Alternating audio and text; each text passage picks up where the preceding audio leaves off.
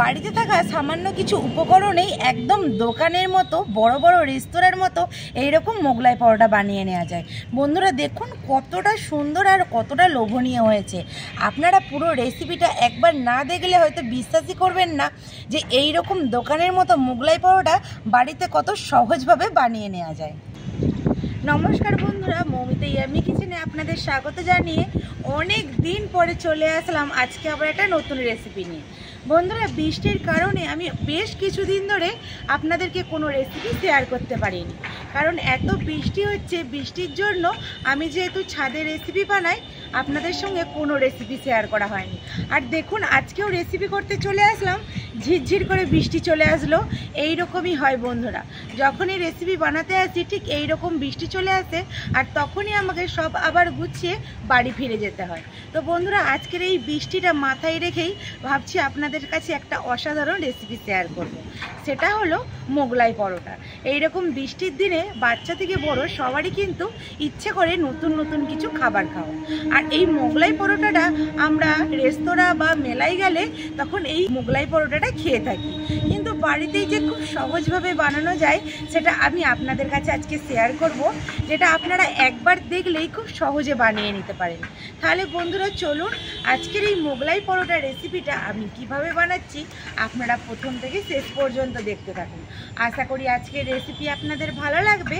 ভালো লাগলে একটা লাইক করে চ্যানেলটা সাবস্ক্রাইব করে আমার পাশে থাকবেন। বন্ধুরা মোগলাই পরোটা বানানোর জন্য এখানে দেখুন আমি একটা বড় বাটির মধ্যে এখানে পরিমাণ মতো আটা নিয়েছি। আজকের বন্ধুরা আমি এই মোগলাই পরোটাটা আটা দিয়ে বানাবো। আপনারা চাইলে এটা ময়দা দিয়েও বানিয়ে নিতে পারেন, কিন্তু আটা দিয়ে বানালেও খেতে ভীষণই সুন্দর লাগে। এর মধ্যে এখন দিয়ে দেব পরিমাণ মতো একটু লবণ। পরিমাণ মতো লবণ দিয়ে দিলাম। লবণটা ভালো করে আটার সাথে মিশিয়ে নেব। আর আজকে কিন্তু আমি একদম সিম্পলভাবে মোগলাই পরোটাটা বানিয়ে আপনাদেরকে দেখাবো। দেখুন আটার সাথে লবণটা ভালো করে মাখিয়ে নিয়েছি। এইবার নর্মাল জল দিয়ে অল্প অল্প করে জল দেব, একটা ডো বানিয়ে নেব। ঠিক আমরা বাড়িতে যেমন রুটি পরোটা খেয়ে থাকি, যেরকম একটা ডো বানাই ঠিক সেই রকমই ডোটা বানিয়ে নিতে হবে। বন্ধুরা দেখুন এখানে আটাটা আমি মাখিয়ে নিয়েছি, আর আটাটা আমি একটু শক্ত করেই মাখিয়েছি, খুব বেশি নরম করে মাখাইনি। এদিকে আটা মাখানো হয়ে গেছে, এটা একটু চাপা দিয়ে রেখে আমি উনুনটা ধরিয়ে নেব। বন্ধুরা এদিকে উনুনটা ধরিয়ে একটা তাওয়া বসিয়ে দিয়েছি। তাওয়াটা ততক্ষণে গরম হতে হতে এখানে দেখুন আমি 4-5টা লিচি হয়েছে। এই 5টা লিচি করে রেখেছিলাম। লিচিগুলোকে ঠিক এইভাবে একটু পাকিয়ে ওপর থেকে একটু আটা ছড়িয়ে এটাকে বেলে নেব। যেমনভাবে আমরা বাড়িতে রুটি বেলি ঠিক ওই রকমভাবেই বেলে নিতে হবে। খুব বেশি এখানে আটা ব্যবহার করব না, আর এটা খুব বেশি আমি পাতলা করব না, একটু মোটা রাখবো। যেমন বাড়িতে রুটি খাই সেই রকম যে আটার রুটিগুলো বেলি তার থেকে পরিমাণে একটু আমি মোটা রাখবো। বন্ধুরা দেখুন এখানে একটা বড় করে রুটির মতো সাইজের আমি এখানে বেলে নিয়েছি, আর ঠিক এই রকম রেখেছি। খুব বেশি মোটা নয় আর খুব বেশি পাতলাও নয়। এখানে একটা বাটি নিয়েছি, একটা ডিম এখানে বাটির মধ্যে আমি ফাটিয়ে নেব। ডিমের মধ্যে দিয়ে দেবো 1 চামচ পেঁয়াজ কুচি, দেবো অল্প একটু কাঁচা লঙ্কা কুচি, আপনারা ঝালটা কম বেশি করে দিয়ে দিতে পারেন। এইবার দেবো স্বাদ মতো একটু লবণ। এবার একটা কাঁটা চামচে করে খুব ভালো করে ডিমটাকে পেঁয়াজ লঙ্কা লবণের সাথে এইভাবে একটু মিশিয়ে নিতে হবে। একদম সহজ পদ্ধতিতে বাড়িতেই কত সহজেই এই মোগলাই পরোটাটা বানানো যায় দেখুন। এইবার এখানে আমি যে রুটিটা বেলে রেখেছি এর মধ্যে দিয়ে দেব।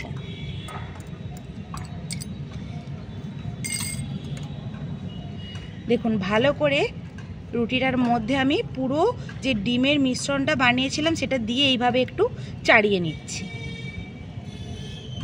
চারিদিকে চাড়াচ্ছি যাতে সব দিকেই ডিম পেঁয়াজ কাঁচা লঙ্কাটা পরিমাপটা সমান সমান থাকে। দেখুন বন্ধুরা এইভাবে এই ধারের অংশটা নিয়ে ঠিক এইভাবে একটু মুড়ে দেব, আর এই ধার থেকে নিয়ে এইভাবে মুড়ে দেব।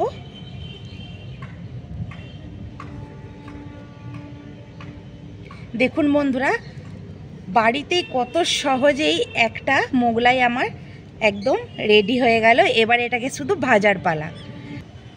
এখানে তো আমি তাওয়া একটা বসিয়ে রেখেছিলাম, তাওয়ার মধ্যে দিয়ে দেব একটু সাদা তেল।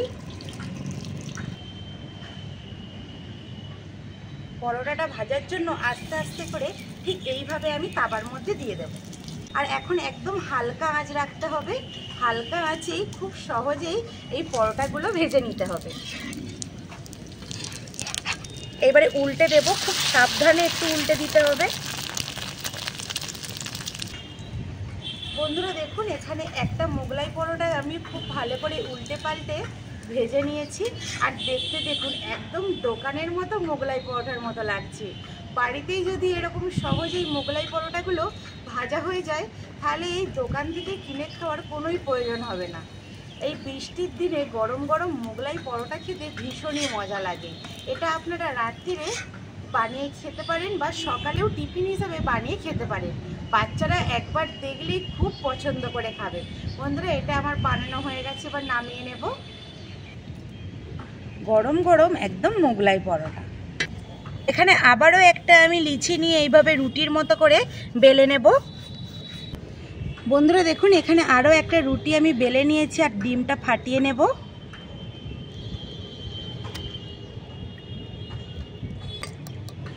ডিমের মধ্যে পেঁয়াজ আর কাঁচা লঙ্কা লবণ দিয়ে দিয়েছি, ভালো করে এইভাবে একটু ফেটিয়ে নেব। এই যে রুটি বেলে রেখেছি এর মধ্যে এখন এই ডিমের মিশ্রণটা আমি ঢেলে দেব, দিয়ে ভালোভাবে এইভাবে একটু চাড়িয়ে নেব, যাতে চারিদিকে এই মিশ্রণটা সমান সমানই থাকে। আবারও এটাকে আমি এইভাবে একটু ভাঁজ করে নেব।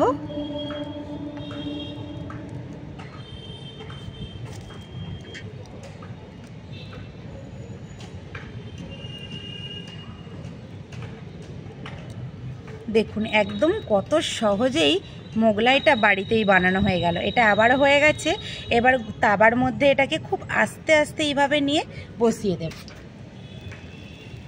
দেখুন বন্ধুরা, আবারও খুব সহজেই তাওয়ার মধ্যে এই মোগলাই পরোটাটা ভাজার জন্য আমি চাপিয়ে দিয়েছি। বন্ধুরা দেখুন, এটাকে উল্টে পাল্টে ভেজে নিয়েছি। এটা এখন তুলে নেব আর এইভাবেই আমি প্রত্যেকটা মোগলাই ভেজে নেব। বন্ধুরা এবার এই মোগলাই পরোটাগুলো দেখুন আমার ভাজা হয়ে গেছে। এই দিকে প্লেটে রয়েছে আর এখানে একটা কাঠের মধ্যে নিয়ে নিয়েছি। এটাকে এখন আমি কেটে নেব। ঠিক যেরকম দোকানে আমরা মোগলাই পরোটা খেলে যেরকম পিস পিস করে কাটা থাকে, ঠিক সেই রকমই এখানে পিস পিস করে কেটে নেব। আর এখানে আমি খুন্তি দিয়েই কেটে নিচ্ছি। দেখুন বন্ধুরা কতটা সুন্দর হয়েছে, ভেতরটা ভাজা আর দেখতে কত সুন্দর লাগছে। দেখুন বন্ধুরা, এখানে তো পিস পিস করে কেটে নিলাম। এইবার এখানে একটা প্লেটের মধ্যে আমি তুলে নেব। বাড়িতেই যদি এইরকমভাবে একদম দোকানের মতো মোগলাই পরোটা বানানো যায়, তাহলে তো আর দোকানে যাওয়ার কোনোই প্রয়োজন হবে না। একইভাবে আমি প্রত্যেকটা মোগলাই পরোটাকে এইভাবে কেটে নেব। বন্ধুরা দেখুন, সব মোগলাই পরোটাগুলো এইভাবে পিস পিস করে কেটে নিয়েছি আর দেখতে এখন কতটা সুন্দর লাগছে। বাড়িতে এই সামান্য একটু উপকরণ থাকলে একদম দোকানের মতো মোগলাই পরোটাটা খুব সহজে বানানো হয়ে যাবে। আর দেখুন এখানে একটা বাটিতে সস নিয়েছি। মোগলাই পরোটাগুলো সসে লাগিয়ে খেলেও ভীষণই ভালো লাগে আর বাচ্চারা তো ভীষণ মজা করে খাবে। আপনারা কিন্তু অবশ্যই এইভাবে একবার মোগলাই পরোটা বানিয়ে দেখুন। একবার বানালে বারবার বানাতে ইচ্ছা হবে আর বাড়ির লোক বারবার আবদার করবে আপনাদের কাছে যে মোগলাই পরোটা বানানোর জন্য। বন্ধুরা আজকের এই মোগলাই পরোটার রেসিপি আপনাদের কেমন লাগলো অবশ্যই কমেন্ট করে জানাবেন। আর বাড়িতে কিন্তু আপনারা একবার বানিয়ে খেয়ে দেখবেন, বানিয়ে খেয়ে আমাকে কমেন্ট করে জানাবেন। তাহলে রেসিপিটা আজকে আমি এখানেই শেষ করছি। দেখা হবে নতুন কোনো একটা রেসিপি নিয়ে। ততক্ষণে ভালো থাকবেন, সুস্থ থাকবেন আর আমার সমস্ত রেসিপিগুলো আপনারা দেখতে থাকবেন। তাহলে বন্ধুরা টাটা, দেখা হচ্ছে নতুন একটা রেসিপি।